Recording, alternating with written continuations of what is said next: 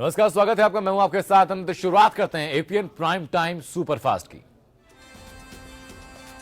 नोटबंदी को लेकर विपक्ष के हमले झेल रही केंद्र सरकार के खिलाफ बुधवार को पश्चिम बंगाल के मुख्यमंत्री और टीएमसी की सुप्रीमो ममता बनर्जी ने भी मोर्चा खोल दिया। ममता बनर्जी ने मोदी सरकार की नोटबंदी के फैसले के खिलाफ जंतर मंतर में प्रदर्शन किया और सरकार से फैसला वापस लेने की मांग की। नोटबंदी के खिलाफ विपक्ष ने 28 नवंबर को भारत बंद का ऐलान किया। सरकार ने नोटबंदी के मामले पर जारी गतिरोध को खत्म करने के लिए बातचीत की पहल की है। गृहमंत्री राजनाथ सिंह ने गुरुवार को सुबह 10 बजे सभी दलों के नेताओं की बैठक बुलाई है। शीतकालीन सत्र के छठे दिन सदन के अंदर और बाहर दोनों ही जगह सरकार के खिलाफ विपक्ष मोर्चा खोले दिखा। सदन के अंदर जहां पीएम से जवाब की मांग पर विपक्ष के तेवर तल्ख बने हुए थे, तो वहीं आज संसद परिसर में तमाम विपक्षी दलों के सांसदों ने नोटबंदी के खिलाफ प्रदर्शन किया।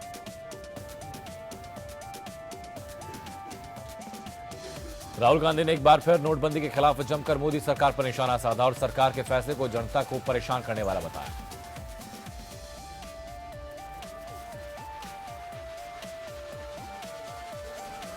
वित्त सचिव शक्तिकांत दास ने बुधवार को नोटबंदी के चलते ऑनलाइन ट्रांजैक्शन को बढ़ावा देने के लिए कई बड़े ऐलान किए। उन्होंने कहा कि अब डेबिट कार्ड इस्तेमाल करने पर सर्विस चार्ज नहीं लगेगा।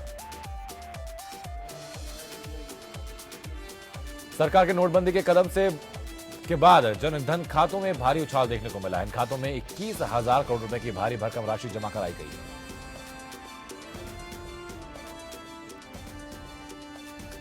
नियंत्रण रेखा पर पाकिस्तान की ओर से सीजफायर उल्लंघन और मंगलवार को माचल सेक्टर में पाकिस्तान की कायराना हरकत का इंडियन आर्मी ने मुंहतोड़ जवाब दिया। भारत की जवाबी कार्रवाई में पाकिस्तान को भारी नुकसान हुआ है।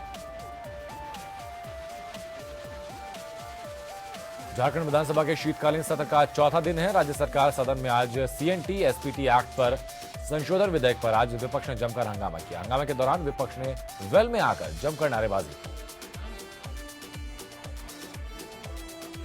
गाजीपुर में समाजवादी पार्टी रैली में मुलायम सिंह यादव ने चुनावी शंखनाद किया। रैली में उमड़ी भारी भीड़ को संबोधित करते हुए मुलायम सिंह यादव ने पार्टी कार्यकर्ताओं को पूरी ताकत के साथ चुनाव प्रचार में जुटने के लिए कहा।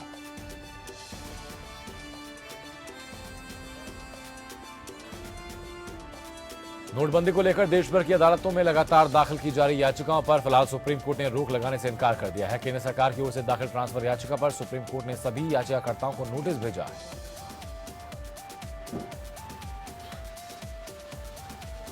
नोटबंदी के खिलाफ मार्क्सवादी कम्युनिस्ट पार्टी यानी सीपीएम ने सुप्रीम कोर्ट का दरवाजा खटखटाया। सीपीएम ने अपनी याचिका में कहा कि अदालत सरकार को निर्देश दे कि पुराने नोट 30 दिसंबर तक या तब तक मंजूर होंगे जब तक नोटों की सप्लाई पूरी नहीं हो जाती।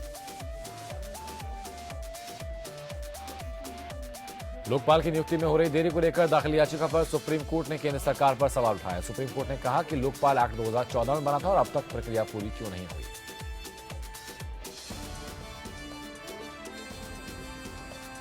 आरजेडी के निलंबित विधायक राजबल्लभ यादव की जमानत रद्द होगी या फिर नहीं, सुप्रीम कोर्ट ने इस बात पर आदेश सुरक्षित रख लिया है। सुप्रीम कोर्ट ने कहा कि यह मामला नाबालिग के साथ रेप और पॉक्सो एक्ट से जुड़ा है।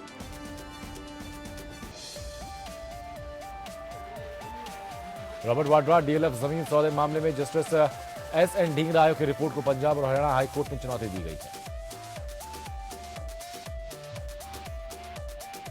दिल्ली और एनसीआर में 10 साल से ज्यादा पुराने डीजल वाहनों को बंद करने के मुद्दे पर डीडी के वकील के मौजूद न रहने पर राष्ट्रीय हरित प्राधिकरण यानी एनजीटी ने फटकार लगाई और कहा कि वो अदालत के धैर्य की परीक्षा न ले।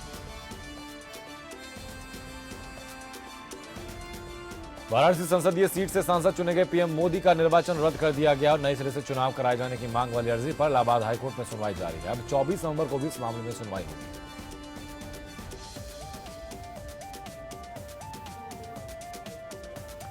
मुख्यमंत्री रावत खटीमा पहुंचकर शहीदों को नमन कर नैनीताल लोकसभा क्षेत्र से उन्होंने सतत विकास यात्रा का शुभारंभ किया। मुख्यमंत्री रावत खटीमा पहुंचकर शहीदों को नमन कर नैनीताल लोकसभा क्षेत्र से सतत विकास यात्रा का शुभारंभ किया और इस मौके पर सीएम रावत ने केंद्र सरकार पर निशाना साधा और कहा कि मोदी सरकार विकास के लिए फंड नहीं दे रही। प्रदेश के शिक्षा मंत्री और पीडीएफ के अध्यक्ष प्रसाद नैथानी ने कहा कि आचार संहिता लागू करने के बाद से वो कांग्रेस से बात करेंगे, जो कि पीडीएफ के साथ ही कांग्रेस के टिकट से चुनाव लड़ना चाहते हैं। 500 और 1000 के नोट बंद करने के प्रधानमंत्री मोदी के फैसले पर कांग्रेस प्रदेश अध्यक्ष किशोर उपाध्याय ने सवाल उठाए हैं। किशोर उपाध्याय ने कहा कि प्रधानमंत्री ने इतना बड़ा फैसला लिया और मुख्यमंत्री को फैसले से अवगत तक नहीं कराया, जो संविधान का उल्लंघन है।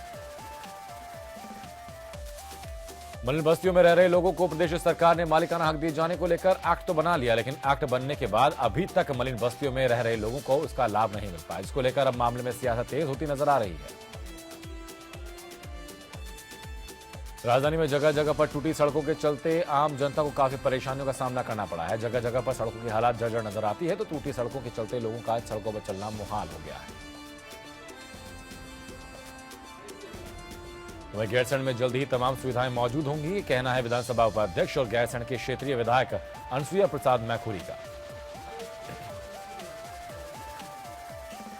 पौड़ी पहुंची बीजेपी की परिवर्तन यात्रा को कांग्रेस कार्यकर्ताओं ने फ्लॉप बताया। कांग्रेस सरकार के पौड़ी जिला अध्यक्ष कामेश्वर राणा का कहना है कि जनता को बीजेपी की परिवर्तन यात्रा में जिस हुजूम और बीजेपी के कई नेताओं के पहुंचने के आसार थे वो नहीं दिखे।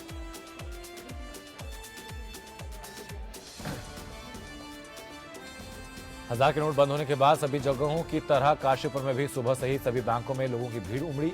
नोट एक्सचेंज करने और जमा करने के लिए सभी बैंकों में कई काउंटर खोले गए।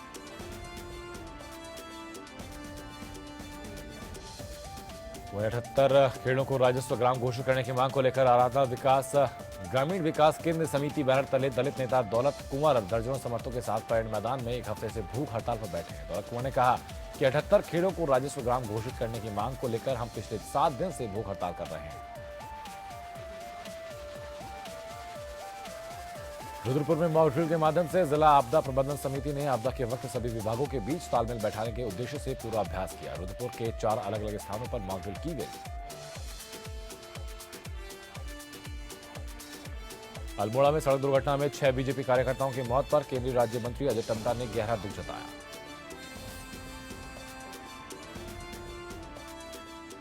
श्रम मंत्री हरीश चंद्र गोपाल ने अपने विधानसभा क्षेत्र लालकुआं में नवनिर्मित राजकीय बालिका इंटर कॉलेज के भवन का लोकार्पण कर स्थानीय लोगों को कॉलेज की सौगात दी।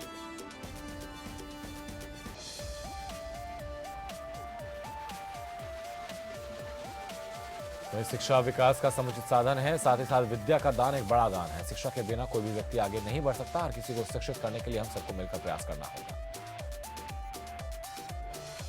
ये बात राज्यपाल रामनाथ कोविंद ने कही।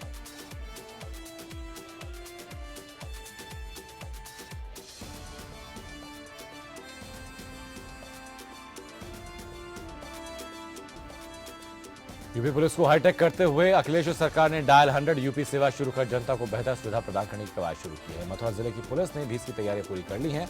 मथुरा जनपद में योजना तीसरे चरण में लागू होगी। मथुरा के थाना कोतवाली इलाके के महौली रोड पर एक ज्वेलर की दुकान से 15 दिन पहले सोने की ज्वेलरी चोरी करने के वाले गिरोह के एक बदमाश को गिरफ्तार करने में पुलिस ने सफलता हासिल की है। पुलिस ने इसके कब्जे से चोरी किए गए 7 जोड़ी सोने के टॉप्स भी बरामद किए हैं। सुल्तानपुर की मिश्रक विधानसभा से समाजवादी पार्टी के विधायक और अखिलेश मंत्रिमंडल के राज्य मंत्री रामपाल राजवंशी ने जनता दरबार में एक गरीब फरियादी को खूब भद्दी गालियां दी।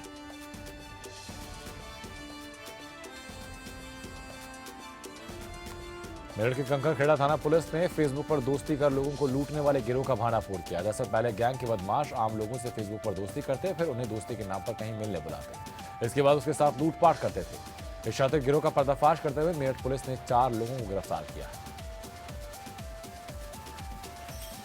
उन्नाव जनपद के बांगरमऊ क्षेत्र में शिक्षा विभाग का एक बड़ा घोटाला सामने आया, जिसमें एक पुराने विद्यालय में फर्जी तरीके से साधिकार नियुक्त करके 5 अध्यापकों की नियुक्ति की गई।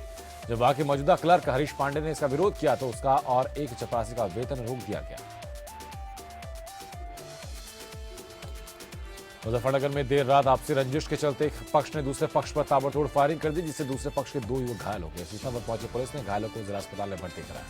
बताया जाता है कि हमलावर समाजवादी पार्टी का स्थानीय नेता, जो अक्सर अपनी दबंगई से अपना काम करवाने के लिए लोगों पर जुल्म ढाता है। बदायूं के थाना सिविल लाइंस में एक गांव की रहने वाली किशोरी का 4 युवकों ने अपहरण कर गैंगरेप को अंजाम दिया। 2 दिन के बाद बचकर घर वापस लौटे किशोरी ने अपने परिजनों को आप बीती सुनाई, लेकिन पुलिस ने किशोरी के अपहरण का मामला दर्ज कर परिजनों को आश्वासन दिया है। बदायूं में घर के बाहर सोते एक युवक को अज्ञात बदमाशों ने गोली मारकर मौत के घाट उतार दिया। पुलिस ने परिजनों की तहरीर पर अज्ञात बदमाशों के खिलाफ मामला दर्ज कर लिया है।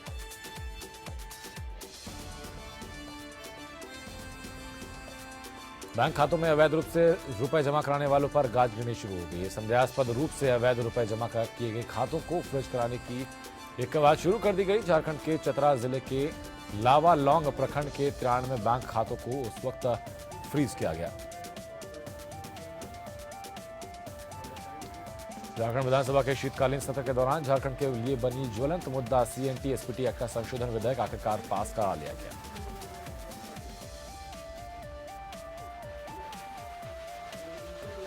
झारखंड के बोकारो जिला के हरला थाना क्षेत्र के सेक्टर 11 के पास पुलिस ने वाहन चेकिंग में एक इनोवा कार और मारुति सुजुकी कार से 27,50,000 रुपए बरामद किए। इनोवा कार रांची से कलकत्ता जा रही थी और गाड़ी का बंगाल का नंबर है, जिसमें 25 लाख रुपए मिले।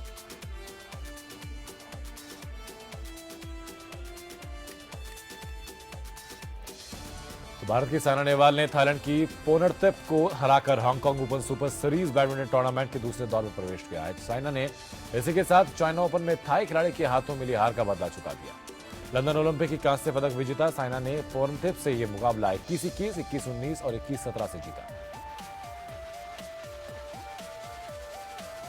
भारत बनाम इंग्लैंड टेस्ट सीरीज के मोहाली में होने वाले मैच में पार्थिव पटेल को खेलने का मौका मिला। पार्थिव पटेल चोटिल हुए खिलाड़ी रुद्धिमान साहा की जगह पर उनको टीम में लिया गया। विवादित हालात में गेंद से छेड़खानी के दोषी पाए गए दक्षिण अफ्रीका के कप्तान फाफ डु प्लेसिस ने कहा कि वो बेईमान नहीं है और उन्होंने कोई गलत काम नहीं किया। भारतीय महिला क्रिकेट टीम के पाकिस्तान के साथ तक सीरीज नहीं छोड़ खेलने के 6 अंक काट दिए जाने से बीसीसीआई के शशांक मनोहर के अगुवाई वाली आईसीसी के साथ संबंध और कड़वे हो गए।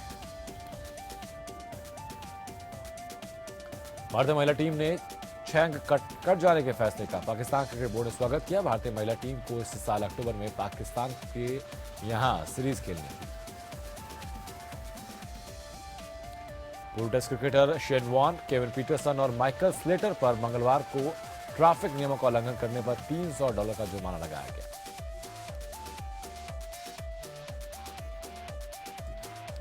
बार्सिलोना ओपन के आयोजकों ने इस टूर्नामेंट में राफेल नडाल के हिस्सा लेने की पुष्टि की है। नडाल इस एटीपी वर्ल्ड टूर 500 सीरीज आयोजन में 13वीं बार हिस्सा लेंगे। डिफेंडिंग चैंपियन भारत के पंकज अडवाणी ने आईबीएसएफ विश्व स्नूकर चैंपियनशिप के राउंड रॉबिन स्टेज में जीत दर्ज करके नॉकआउट में अपनी जगह बना ली।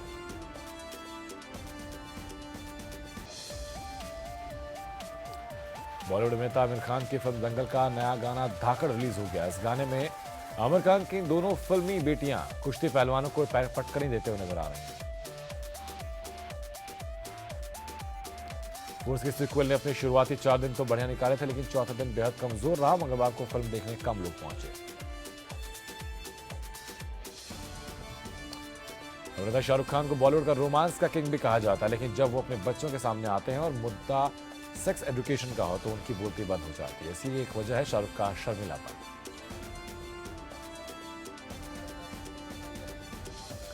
बॉलीवुड में जब वी मेट, लव आजकल, रॉकस्टार जैसी फिल्मों से अलग पहचान बना चुके निर्देशक इम्तियाज अली का कहना है कि जब वो मुंबई आए थे तो उनका फिल्मकार बनने का कोई इरादा नहीं था, बल्कि किसी काम की तलाश में थे ताकि वो यहां रह सके।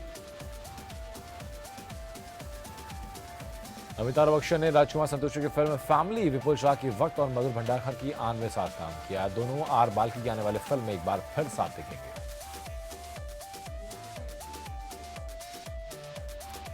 संजय लीला भंसाली की फिल्म पद्मावती को पता नहीं किसकी नजर लग गई। शुरुआत से ही एक के बाद एक कोई मुश्किलें पद्मावती के सामने आ रही हैं।